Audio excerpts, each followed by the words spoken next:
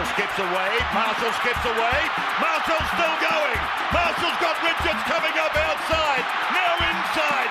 Arsenal have gone through an entire league campaign without losing. Bennett and the Dragons win the grand final. Whips that one away, and Kane Williamson and his team now World Test champions. What is up, guys? Welcome back to another episode of the TGIF podcast. Thank God it's footy. Sitting here with the bro again. How's the week been, bro? Yeah, good, thank you. Good to be back here. As always, switching it up again. You know, we're coming at you. We're mixing up our place of film. Our scenery. Yeah, our scenery. You know, switching up the backdrop for you. You know, trying to keep it interesting. It's been a good week. You know, it's good. Back in the water over the weekend now. I think we spoke about it. Yeah, I planned to get in a couple of days, but it was quite windy. We've had that bloody sewage leak now. A big leak there over in Parramatta. Yeah, it was quite hectic. We're seeing condoms washing up in the water. We're seeing posts on the locals' Facebook page regarding poos and condoms. It's not really what you want to be seeing in your waters now.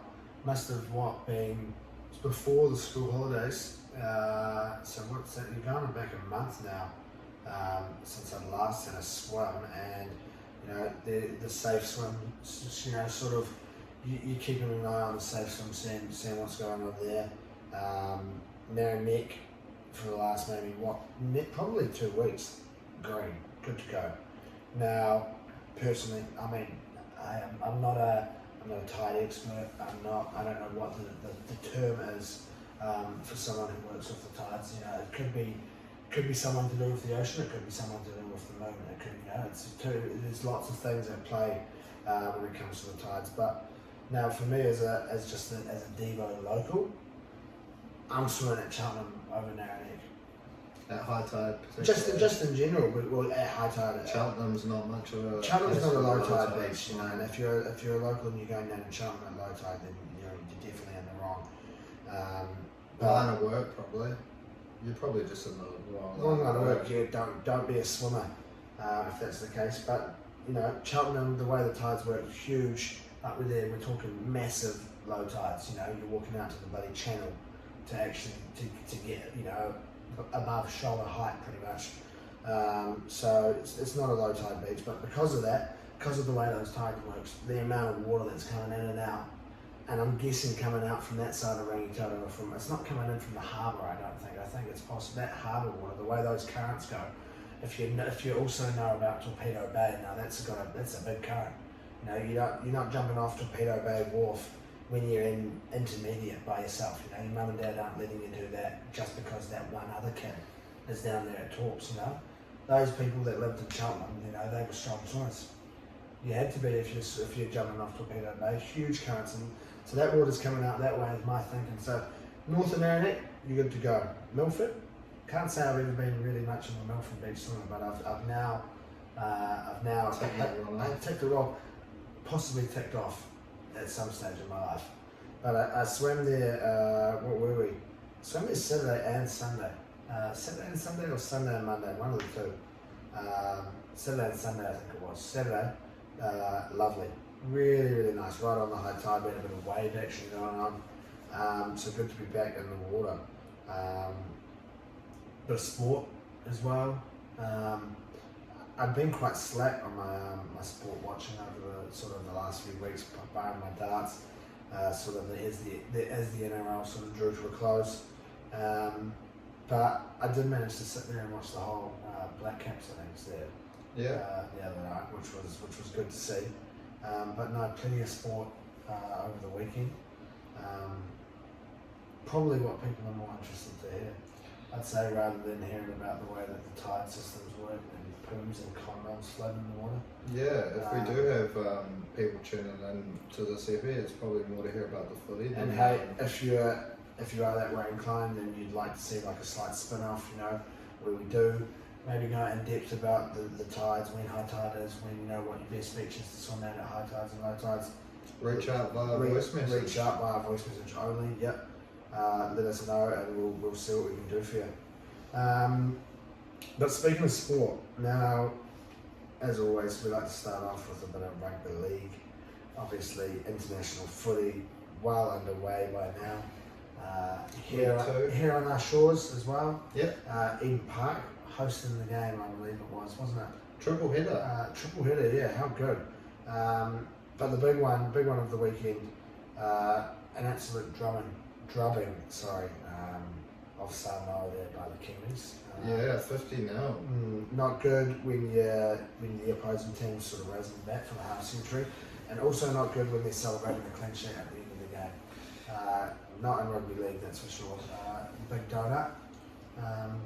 Especially for a team like Samoa, who you expect to come with a little bit more flair and a little bit more desire, a little bit more on the go forward there.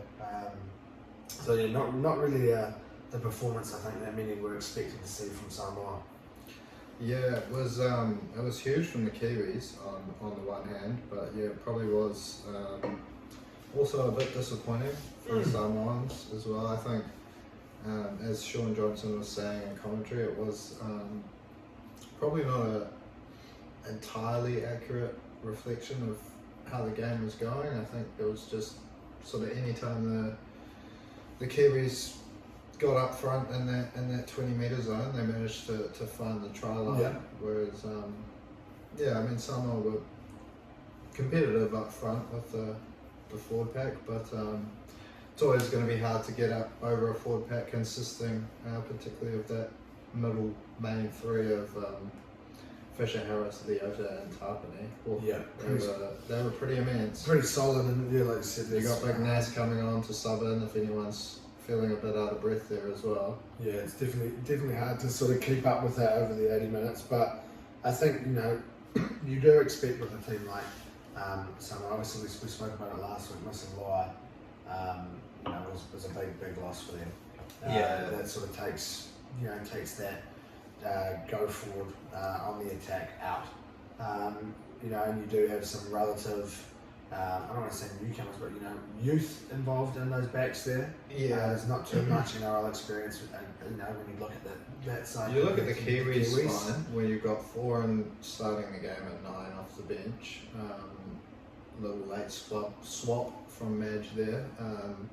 Hughes, Dylan Brown, obviously not huge buckets of experience between them, but you compare that over to Dejan Arce, Gordon Chan-Kum-Tong and Stephen Crichton, who's probably playing his second game at 6 for a long time. I don't know if he would have played in the halves coming through or not, but yeah, it's probably the big miss for Samoa is that half to lead them around. That Jerome Loai really did a great job during the World Cup, so I'm sure if they can lock up a decent spine, because you look at Fa'alongo, he's an awesome young kid, but still very raw, and you never know, like Chan Kum Tong could become a superstar.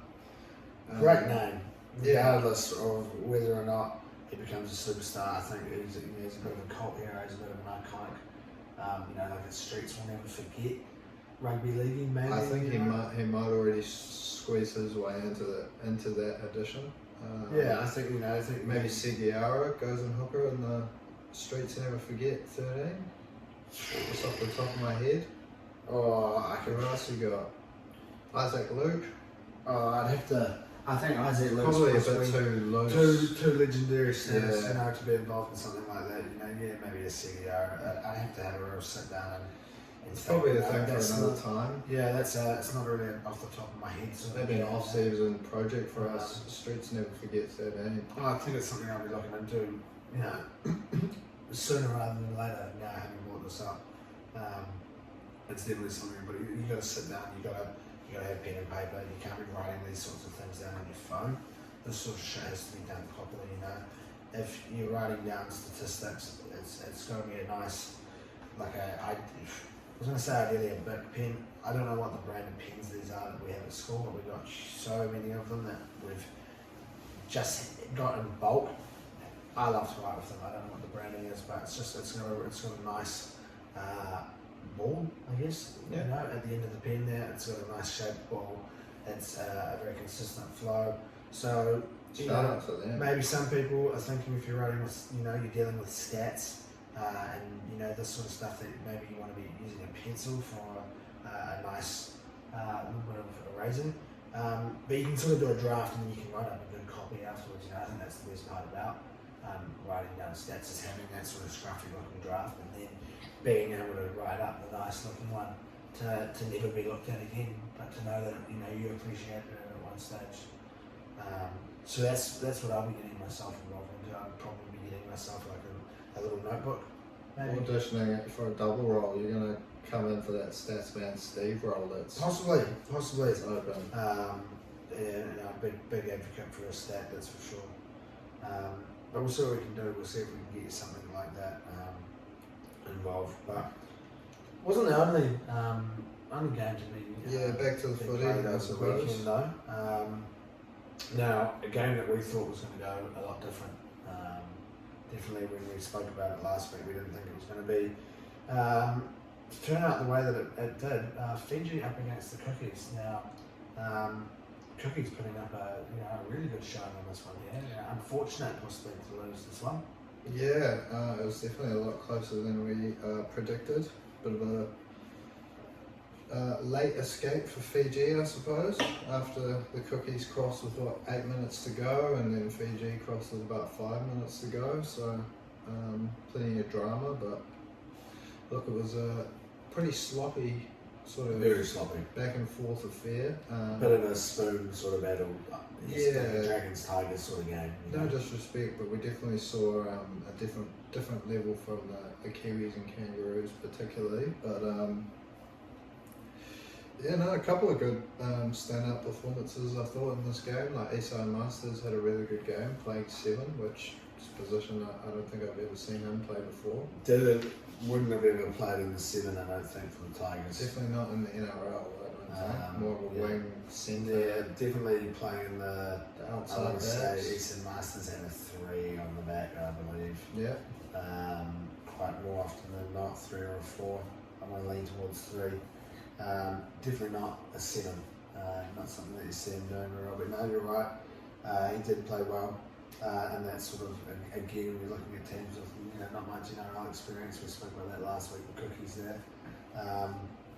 But in Buller, for Fiji, Yeah. stoked to see him. You could see the guys that were sort of either with a bit of NRL experience or sort of good enough to be at that level. Buller, Blake for Fiji, Sivo, Ravalawa, they were both pretty awesome. A couple of those cookie boys that were coming through. But Buller, cross first little international meaty there, and even got himself a little nice Falcon assist. Yeah, very cool. Not something you see very often. Cool to see him, obviously, as a Tiger there. Hopefully, continuing that form there throughout the off season and coming in hot next year. Take that Dally M ideally would be the best case scenario there. So keep doing what you're doing, Buller. We like to see it. But yeah, no, not the greatest of games. But it does sort of lead us into some tasty looking matchups that we get to have a look at this weekend. We've obviously got the big one, the battle of the two sort of big brutes in terms of the rugby league world. The Kiwis up against the Aussies, a grudge match, the derby. Yeah. I don't know what other terms you want to throw in it. The Big Kahuna. Yeah, the Big Kahuna. That's a good name for this one. I don't know if we could possibly get it into Sky this late. They probably already come up with I'd say their own probably advertising campaign. Probably trademarked. You remember the Big Kahuna back in the day? The burger, It was an ice cream. ice cream. The ice cream, the Big Kahuna. I can't remember whether it was circular or whether it was like a round sort of maxi-bon looking thing. I'm sort of picturing a maxi-bon in my head, but I actually think it was circular. Awesome ice cream, the Big Kahuna. Pineapple? No. I just would have thought with the Kahuna. No, like a chocolatey sort of. I'll see if I can find a photo. If we can get a photo, we'll get one up for you here. and you can have a little look, see what you reckon. Big Kahuna, it's a film. It's also, that's about the wave. It's a kebab takeaway store. Big Kahuna ice cream. Oh, here we go. Yeah, so I was correct on sort of that circle jam. It's looking at something like that. Yeah, like a little cookies and cream sort of pie. I'll bring it up there for you. You can have a little look. It's like a Yeah, cookies and cream. It's a thick wedge of creamy ice cream sandwich between chocolate fudge cookies. Now, you kind of, you know, you are not really a Maximon. Sort of is a little bit like a Maximon, except the Maximon sort of had that, you know, you got the biscuit and then you got the cookie. The chocolate the chocolate bit, you know, so, but well before its time, the old Big Kahuna, yeah, definitely a treat. Goes down there in sort of that ice cream folklore, I guess, you know, with your Paradisios, your slushy cups, those icy fruit sticks, your juicies, your moosies. Yeah. You know, the staple of a tuck shop there, but well off track. But maybe something you can try and tee up to eat while you're watching this game there on the weekend. Yeah, if you can find one. Yeah, if you can spruce one up somehow. It's going to be an awesome matchup. Obviously, both have big wins there. Kiwis and Aussies up against Samoa. So now we get to see them battle it out and see who can take the win there on Saturday night. Yeah, it's probably one of those ones where the Kiwis probably look at it with a bit more of that rivalry factor compared to what the Aussies look at it, but I'm sure the Aussie players will be realising they'll be in for a close one. We saw a close one in the World Cup semi last year, so hopefully we can get one up on them. Go one better in that one, because I think it was 2 points, 4 points in it, something like that. I think so, something close like that, yeah. One score away, so I don't think this one will be much different really. I think it'll be within a try or two either way, but we go away to Melbourne to play them this week, and then we come back to play them in Hamilton the week after. You probably take the L in Melbourne if it means guaranteeing the win in Hamilton, but 2 from 2, that'd be pretty tasty. That would be tasty, yeah. You're right. That game in Hamilton, that'd be an awesome game, I think. To get if you can get along to that one finale. Great atmosphere that great atmosphere down there, the old FMG. But yeah, it will be a tough one away in Melbourne. You're right, possibly something similar to what we saw there in the World Cup, but it's a good one. Obviously, lots of players there that are coming in off the back of pretty solid, campaigns. So definitely the big one there of the weekend, the Big Kahuna. We've already dubbed it that. It's not the big one, it's the Big Kahuna. But not to be downsized, not to be cast away in the shadows. A matchup that I do think should be very tasty. Ideally, we see Fiji put up a slightly better performance, but Fiji up against Papua New Guinea. I think Papua New Guinea are going to bring a slightly more difficult opposition there than what we saw from the Cook Islands. I'd like to think it'll have Fiji on their game a little bit more, and we hopefully can see like a slightly less scrappy game than what we saw there in that Fiji game there on the weekend. Yeah, well, I mean, if you look at it from the Cookies' perspective, they were a lot better in week 2 than they were in week 1. So it probably makes a difference, that extra 80 minutes out in the field together. Maybe Fiji come in a little bit sharper for it, that extra week of training, hopefully. And another little preview of the finale of that, I guess, tier 2, second side of the court there. It's going to be Fiji versus PNG in the final there as well. So, yeah, 2 pretty powerful sides. I know PNG will, they love their rugby league. They're going to be up for it. Is it at home for them again? this game was the last game in PNG. Yeah. I think this one. I think we looked at it. I think this one was in PNG as well. As well, yeah. So. Well, one was in Cairns, maybe. Cairns. Okay. Well. Maybe Either way, I'm sure they'll have plenty of support. Yeah, it should be a good game. Like, plenty of brutal contact.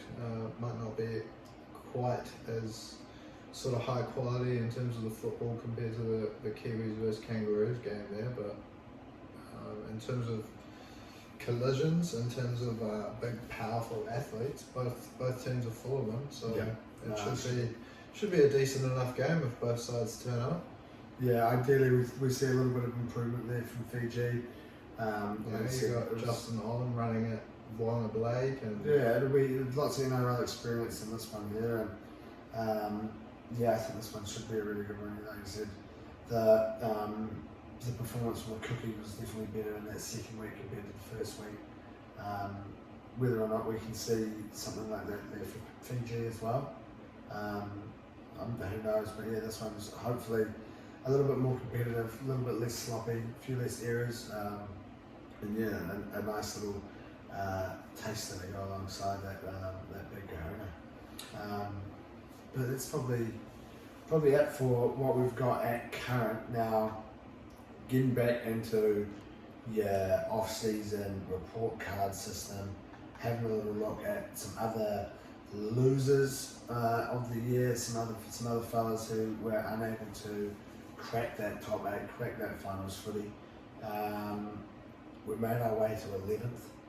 We get to the North Queensland Cowboys now. Not really.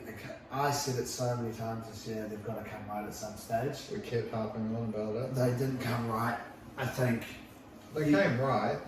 They came right, and they went on a good streak, but sort of fell off last 4 or 5 weeks. They of the weren't like season. they were last year, Yeah. that's for sure. Yeah, they just weren't in a good enough position to cop any losses in the final 4 or 5 weeks, and I guess it caught up with them. But yeah, When you lose to the Tigers, what, fucking 66-18 Yeah. or whatever the score was, okay? it's a very worrying sign. You're done.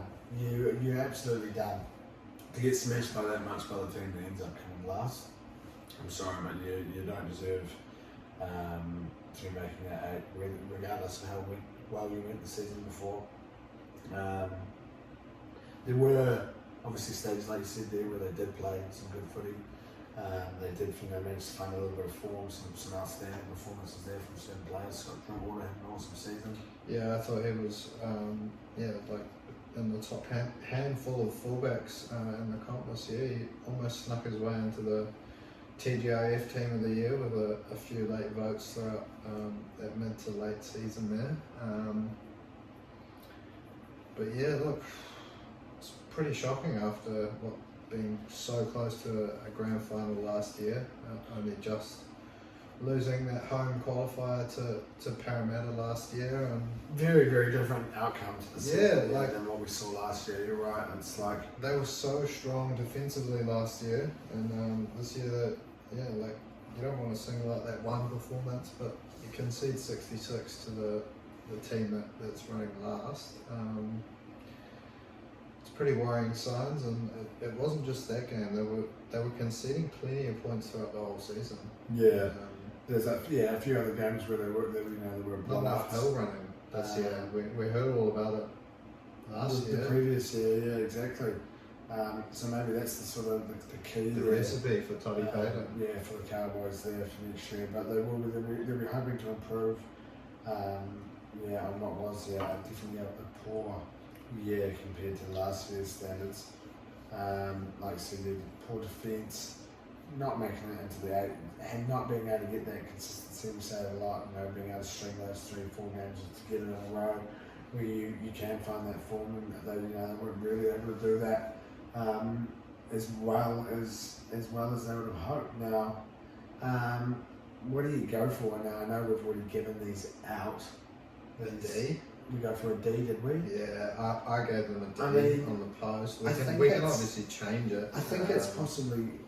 It's about right, because you're probably thinking around here that you're looking at maybe a C-, but in terms You're of thinking of that roster, like you've got Townsend. It could even be a D Deer and the minus halves there. nearly, you know what I mean? Yeah. Considering they were running like the bottom 4 for that first half of the comp, were they? Yeah, well, I guess we'll give them a D. A D's solid, but yeah, definitely. I think D for disappointing. Very disappointing. D for Chaos. disappointing. They'll be hoping for a lot better next year. Still a young side. Still got pretty much everyone staying on, I think, next year. So look, whether 2022 was a bit of a flash in the pan or not, we're yet to see. But yeah, I doubt it. Like a lot of those guys went on and have also had a couple of really good years at the Origin level as well. Yeah. So shows it's no fluke. But yeah, I suppose that's it for the Cows. D, no finals footy. Not even in the top 10, which is pretty strange considering how well they went last year. But we're looking at D for disappointing. They'll be back next year. They'll be looking for some vengeance, trying to crack that finals footy again. As will the next team, the Parramatta Seals, unable to crack the 8, unable to make their way into some finals footy. Now they take our last double-digit spot there on the ladder, coming in at 10th place. Now, again, another very very disappointing season. Another very big turnaround from 2022, similar to the Cowboys as well. But yeah, Parramatta going from the grand final all the way down to 10th. It's a bit of a buzzy one, really. I think there was certain times of the year where they were hit with different injuries and suspensions that were had pretty Brown costly. and Moses missing. You had Madison playing in the halves at stages there. Definitely some stages there where they don't get to play that full strength 13. It did end up costing them a bit, I think. Yeah, but I suppose it's also works in their favour that if they can keep everyone out on the field fit and suspension free, that they probably do have the roster there to make that bounce back. Particularly, you look in the spine, like Moses and Brown, it's got to be up there with one of the best halves pairings in the competition. Gutho doing his thing out the back. I know there was talk earlier in the year that they wanted to get someone else in, but that only seemed to sort of spur him into almost career best form, probably. Yeah, he had a really good season there, Gutho, and probably the right decision there to be sticking it out there. And you're right, probably back to nearly career best form. It's a tricky one there for the Eagles because you definitely, like you said, such a huge drop off. But when you do look at the circumstances that they did go through at stages of the season, and the way that other teams have also sort of fallen off. Throughout the difference in the last 2 seasons, whether you can be sort of, is it a bit of a flash in the pan? And can you be tough on them and say that it's something that they really need to work on, or do they bounce back next year? Or is it something they're going to get stuck in a rut? It's tough to say. I mean, they've got the majority of that team there that's sort of been in and around that top 4 for the last few years. So you probably can see them bouncing back, but also missing a few key players that, might have cost them a bit more than they thought. The Josh Hodgson signing backfired, unfortunately. A little bit of ACL, was it, for Something Hodgson? big, I can't remember what it was. Yeah, something along those lines. Ended up getting too much, if any, game time out in the field for the Parramatta there after replacing Reid Marnie after he went off to the Dogs. But yeah, it's going to be a buzzy one to see how they do bounce back next year, Parramatta. I'm sure plenty will be backing them to bounce back, but probably not. Definitely not the sort of squad that Brisbane and Penrith and the rest of the top four. No, they don't have that sort of depth that they can match with those sorts of teams. They're going to probably be there or thereabouts, but I don't think they can sort of match it when it comes to that finals footy. They're not going to. I think they'll be back in the finals footy next year, but I don't know if they'll be making too many threats. I don't think they'll be making another grand finals next year. That's for sure. It'd be tough to see that happening. They've still got a little bit to improve on, but again, probably close to it. Probably maybe a D- this time I'll be going. D-. I mean, they did come a spot above the Cowboys. But they did go for, I think, again, maybe just they missed out the finals by 1 win as well, I think. 2 points. To go from a grand final, it's pretty... To 10th. It's, nearly D for diabolical, not just disappointing. Yeah, it's... D for disastrous, I don't know. I can't remember what I put for Parramatta. I think it was a D. A D or a D minus maybe? Got it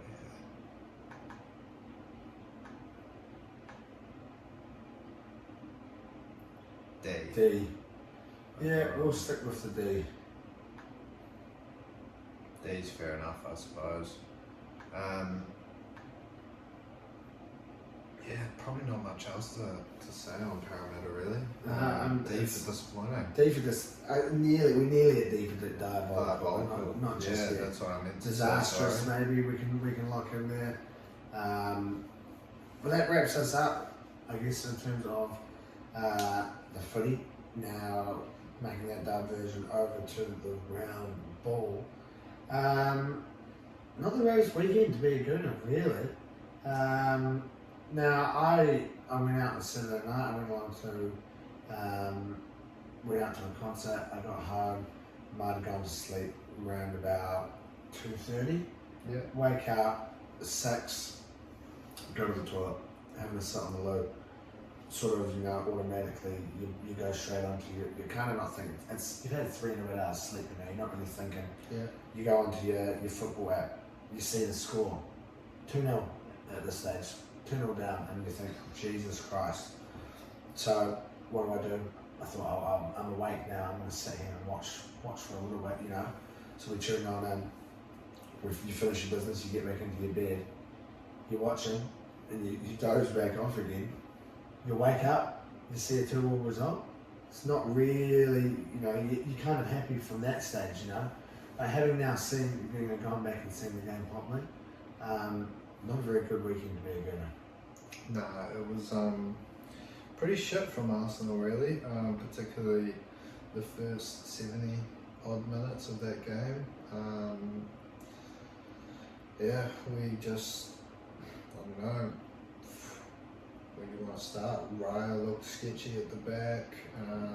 Defensively, I thought we were okay without being our usual sort of dominant selves. Zinchenko with an early yellow card never helps. Midfield, we sort of got overran there. Chelsea playing that 6-man midfield, sort of with, what's his name, Cole Palmer dropping in from up front. Sort of overran us there. I thought Declan Rice had a really good game, but apart from that, Jorginho, you don't want to be too tough on him, but he does look,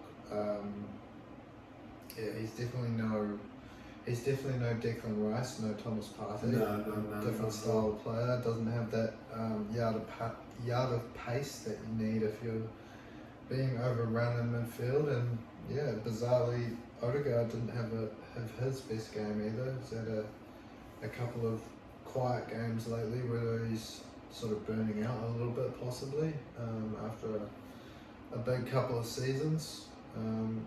But definitely not the best. We were lucky to switch it on after 75 odd minutes and get those 2 goals. Declan Rice, what a strike I suppose, but you probably got to look at Sanchez for that one. Definitely pretty Sanchez. Lucky to be gifted that. I saw a little video before sort of showing how, like, you know, usually from where Rice was, you can sort of just hit that into that far corner, you know, directly like that. But the way he had to sort of, the way he was coming in on that angle, he had to bend it through a Chelsea player and an Arsenal player to sort of get it round and still get it into the far corner. So Awesome a really, try. really nice finish. But yeah, don't know what Sanchez is like. A couple of, you know, howlers from both keepers really, to be fair, in this game. Yeah. You know, I think that if Ramsdale doesn't get a chance in either a midweek game or a game there on the weekend, Then Arteta seems to be a little bit hypocritical with Yeah, the two 100%. number ones. Cool. you know, to have these mistakes made and then not, you know, not get swapped back out again. But yeah, not the greatest result, but yeah, like you said, you know, a huge switch there at the end of the game. Trossard, a huge impact once he came on. Yep, he played well off the we- bench. Eddie ran hard as usual, but unlucky to miss a couple of good chances, I guess. I think the coolest thing to come from this game, Saka captaining the team for the first time. Yeah. Man. That is pretty cool. First time he's got to do that. I'm sure we'll see that plenty of times in the future. But yeah, really cool to see him taking the arm down there. I think that's probably the best thing about the game. We didn't lose. We didn't lose, which is good. We'll stay unbeaten. And I know we said, you know, obviously Chelsea and not in that position that we sort of expect of Chelsea. But it is a tough game, and there is that sort of extra aura to the game. You know, it's a huge starting match. Well, yeah, I mean, you'd normally say you'd be pretty happy with a point at the bridge.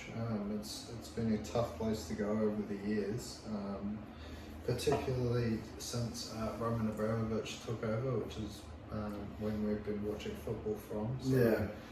for us, it's definitely not It's been forever. not been happy viewing over the years. But last 2-3 years, we've gone there and picked up the results since Arteta. You've had your own been result down over the close. years. I can think of that. What was it, a 5-2?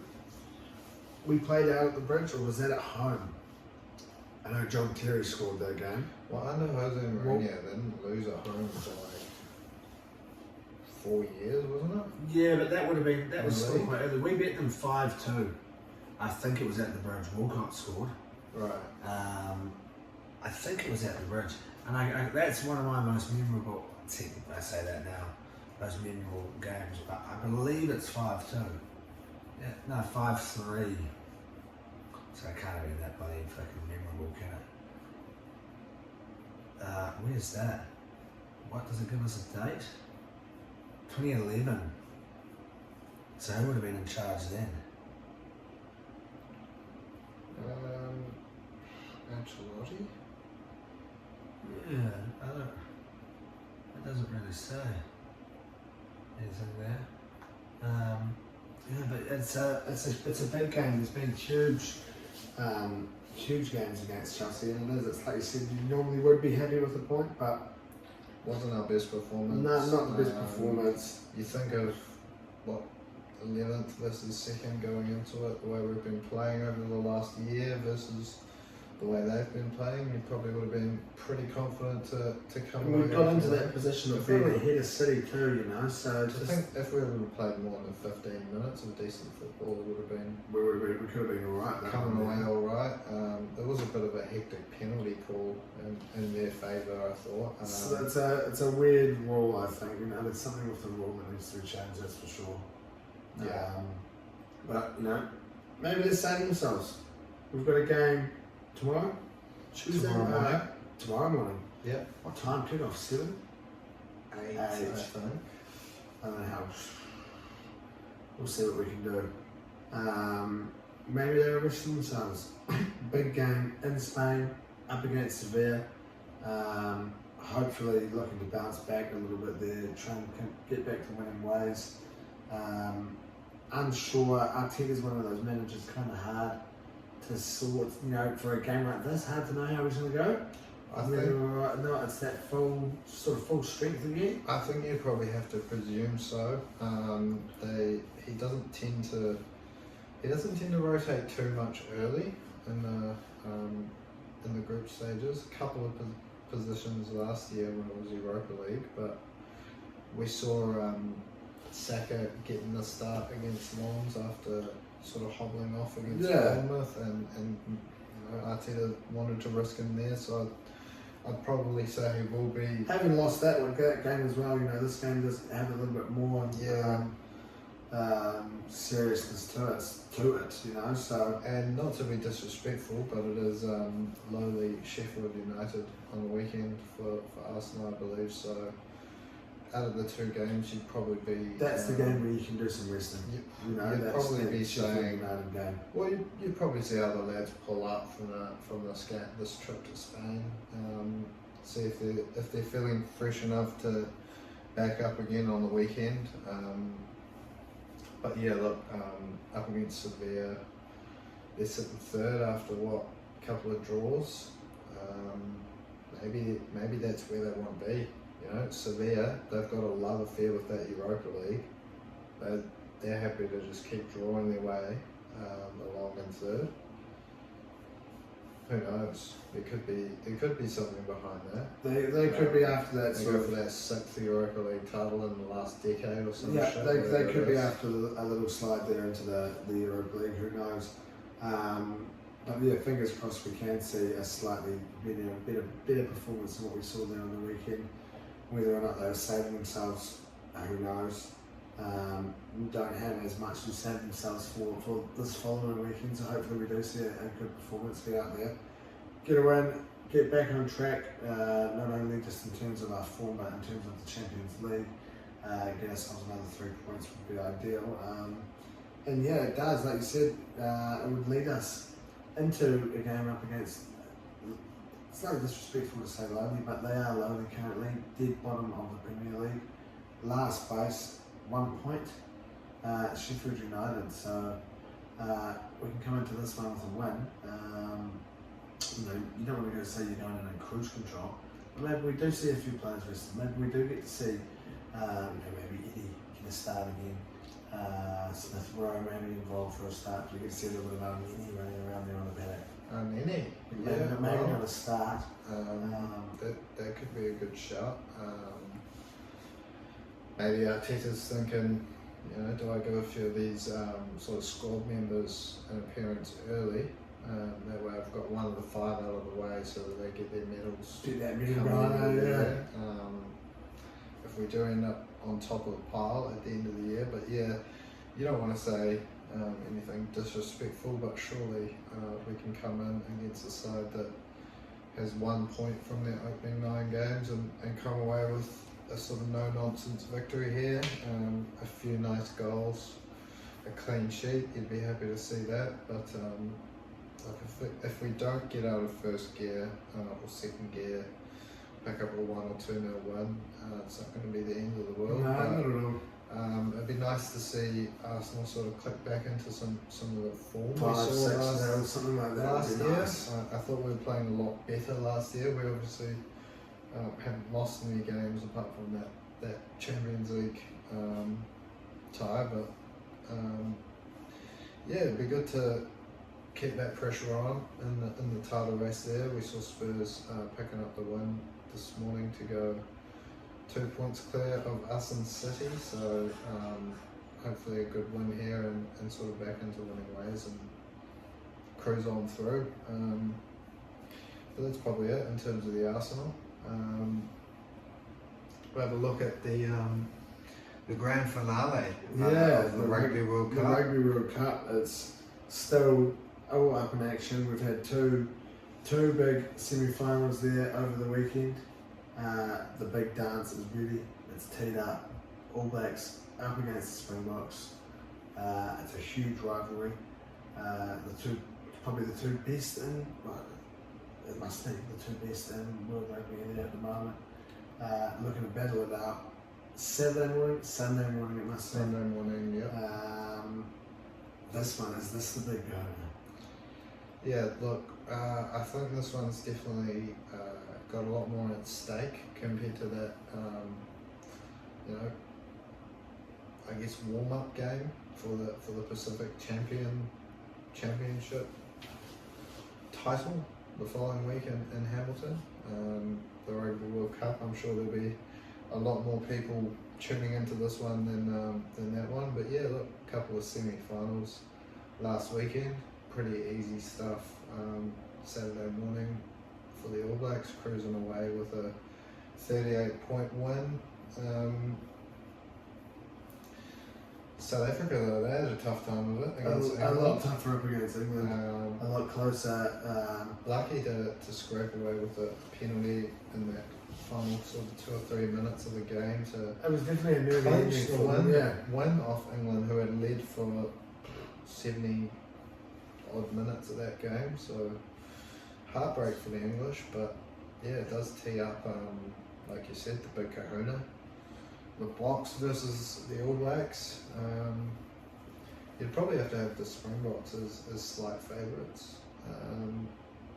Maybe just based off them pumping us pre-tournament there, but also can't really look into it too much based off the fact the All Blacks had a pretty early red card in that one. So 15 against 14, it's never easy, particularly when it is two of the best sides in the world going against each other. But sort of depends how this one plays out, really. I think if we can see the All Blacks produce enough of their magic moments like they did up against Ireland and Argentina, the likes of Richie Mo'unga, he's been in pretty handy form. Mark Talea looked good on his return from disciplinary issues. Will Jordan equaling his way into the record books with equaling the likes of Jonah Lomu, Julian Savia, Brian Habana for most tries at the World Cup. Yeah, pretty 8, awesome, mate. so he's got a chance to claim the outright record there. Plenty of other guns that the All Blacks will be hoping to get some early ball to, some damage we can do out wide there. But it is pretty huge here. Whoever wins is going to be the first to win 4 World Cups. South Africa could match our feet with the old back-to-back there. Otherwise, it's 3 and 4 for the ABs, which is a Huge, pretty hectic effort for a little country of 5 odd million. It's a huge feat if we can go out there and do something like that. So, yeah, it's a massive thing. You know, some other big milestones, I guess, to come from this game. You've got Sam Whitelock, first player to play 3 World Cup finals. Pretty loose. Hopefully he can come away with 3 from 3 to sign off. How good Pretty amazing career Yeah. to go with. Like we saw the Hello Sport boys listing off his accolades before. It's pretty loose. A little bit of everything. Impressive to go involved along there. with his resume for the Crusaders as well. Throwing in 7 or 8 Super Rugby titles as well, probably. Yeah, it's a huge plethora of winnings, trophies that he's got. So it is, it's a big one. It's there's Sunday morning, French times. What are we're looking at? Maybe like an 8. I think it's 8 a.m. kickoff. No, we're looking probably rolling over to about like an 8:06 by the time Boot gets the ball. But whether or not I guess I have to get up and watch this one, don't I? I think so. You kind of do. You kind of have Once to every watch 4 this years, one. particularly if the ABs are making it. Yeah. Up against the old foe. So I'm gonna say I haven't put anything on, but I'm gonna say All Blacks to win 27-22.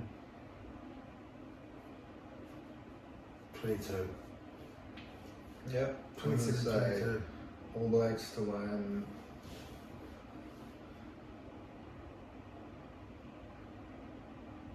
26 to 18. 26 to 18. I'm gonna see if we got a bit of see what we've got going up there, but that will, I guess, lead us into a little bit more World Cup action. World Cup action, a little bit more national glory. Now, I said before how I managed to sit through there and smash up the whole Black Caps innings. Now, a very eventful innings.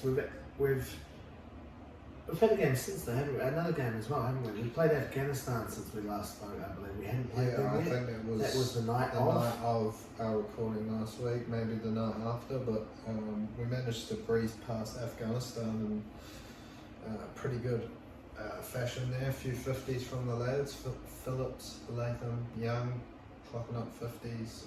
Managed to bowl them out quite cheaply. Are you looking at the prices of our... I'm trying to find scores Scoreline there, bets. but none on Neds. none on Neds. That's alright. Well, We can look elsewhere. we'll have to look elsewhere. But yeah, look, Afghanistan, that was a bit of a breeze, but as you mentioned, you managed to stay up there Friday night. Yep. When we took on India, it wasn't so good in terms of the result, falling to a little I think that's kind of where I timed it well though. You know? 4-wicket loss. 2 overs to spare for India. Virat Kohli grabbing a little 95 for them. Managed to catch him out on the boundary, so he didn't get his second 100 in a row. But huge shout outs to a couple of the Black Caps there. Rashid Ravindra getting a nice little 75, and Daryl Mitchell. How well was he striking? Awesome. Like, I don't know what we were on when Mitchell came in. 2 for 15? Not very much. We had what, Latham 20 maybe? Latham out for a day, or was it Will Young Yeah, out it would for have a been day? Will Young And then obviously Latham. Then I think he might have been out for, I want to say like 6, 8. No, it can't have been. I'm not too sure. Not very many, regardless. But yeah, I was sort of watching that, and I said to myself, I'll stay up and watch until they both get their 100 or they both get out. And then by the time that they both were out, it was only about 4 hours. Yeah, 3 or 4 hours balls to to get. No, 3 or 4 hours to go, I think. So I stayed up and watched the rest. But we had some huge, a couple of huge sixes there from Mitchell. He was just pumping it. He hit one dead straight, just such a good shot. And some of them were like, just like, they wouldn't go more than like 3 meters above the air, but it would go for 6. Yeah. Like it was hitting it that hard. Oh, he's a machine. So yeah, it's a huge shout out goes to both of them. But kind of good, you know, you get the one out of the way now. The loss out of the way now. So Save the win against the save Indians for the for final. the semi or the final. Yeah. You know, both teams there unbeaten. One team has to win, obviously. India at home. One thing I noticed about the game, and it fucking must have driven them insane there having to play. Those bloody vuvuzelas, those horns. It's so loud. It was intense It's after really watching it nice, for a good, you know, three and a bit hours of sitting there and hearing that ringing, that sort of noise. Really, not One good. of the downers of this World Cup definitely is. It's Whenever you watch India play in a game, it's just so loud in there, those vuvuzelas. yeah, I guess it is. It's a bit of a, you know, shout out to 2010 World Cup, vuvuzelas and the Jamie Lining. But yeah, very noisy. Now I've seen you've snuck something in down here at the bottom. I hadn't seen this. Shout out to the Afghanis, another win. Yeah. Taking out Pakistan last night. Now this must make this little bottom of the table pretty interesting. England's bottom of the table. England are bottom now. Wow, because we've seen Australia bottom.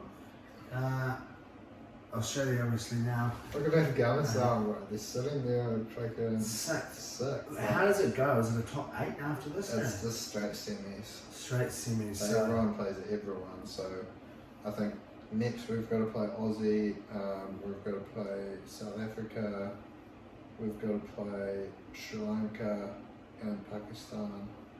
So it's a tough finish for the Black Caps. shout out to Afghanistan though. That's Yeah. bloody awesome. And Such a cool thing for them to be able to do. Netherlands ran Sri Lanka close. I mean, shout out to Logan Van Beek getting a 50 in that one. Logan Van Riel, pretty much. It's Yeah. pretty much Good Logan enough. Van Riel. Shout out Logan Van Riel. We're pretty much getting a 50 at a Yeah, cricket pretty World much Cup. getting a 50 at the Cricket World Cup. Didn't know he was a handy cricketer. I probably would have tried to rope him in for first 11. More of a social footballer, I believe, Logan Van Riel, maybe. Did play football with him. A bit of BMX, maybe? Is he BMXing with the likes of your Skeltons and your I'm not really too sure. Not too sure. I was never really a skate park. Seems like you seem like you catch him on a BMX every now and again, maybe in Global and around. Yeah. You know, maybe on the bicycle, Hammerstone deck, that sort of action. But yeah, shout out to all three of those blokes pretty much. Yeah, basically getting a 50 there at the World Cup, and Van Beek obviously did get a 50 there at the World Cup, so an extra special shout out to you. That's probably it for the cricket now. Yeah. For the darts over the weekend now, we didn't really see too much action. Now we had a few players' championships. I'm just going to get the calendar up here. Yeah, we saw a few players' championships, but just warming up. The big one this weekend, the European Championship, starts for us. Must be Friday morning, I believe. Must be there Thursday night for them over there in England. But I guess we did actually have a little bit of important darts to come from the weekend. We did see the Oceanic, I think it's the Oceanic Masters is the name of the tournament, played over there in Aussie, and it's to see who will battle it out, I guess, to make the trip over to Ali Pali for the World Championships. Now Big Rob already has one of those positions locked in. Going over to the Ali Pali there, it must be December or January, and we will also now see Hopai Puha making the trip with him, which is pretty cool. So he took the win there over, I think it must have been Saturday or Sunday, over there in Aussie. But no, there was a couple of players' championships, but all resting up for the big one this weekend, the European Championship. And quite fitting that last year's winner, Ross Smith, goes on and wins one of the players' championships on the weekend, the last one, I believe. So he'll be coming in good stead. But shout out to one bloke. Now, I'm actually probably going to absolutely butcher the name here, and I don't know if I'm going to be able to find it. Radek Sagansky, secured his maiden PDC title there on the weekend, winning one of those players' championship. Polish fella. Can't remember off the top of my head whether he was involved at the World Cup with the Polish eagle there, Ratajski. I think it might have been someone else. I think it might have been Christian Cook, I think is how you pronounce the last name there, or Cook. But yeah, going on, taking out a few big names along the way as well, and taking the glory there, and I think the middle Players Championship there of the weekend. But it is the big one this weekend. Whether or not Ross Smith can go out there and sort of hold on to that title, I don't think so. The way that he's been playing, I don't see it happening. There's some other darts players who are just playing immense at the moment. So you look at the likes of Luke Humphreys, you look at the likes of MVG. We've got some pretty tasty looking matchups to start there. You've got Aspinall up against Searle, Chizzy plays Dobie, Peter Wright up against Clemens, Michael Smith up against Barney. Damon Hedder versus Jan Van Veen will be a really good matchup. Josh Rocket and Darryl Gurney. Luke Humphreys up against Dolan. Paul Matters Rasma having to take on MVG. And there you go. The last match of the first round. Ross Smith, last year's winner, up against Ricardo Petrescu, who went out there and won the German Open last week.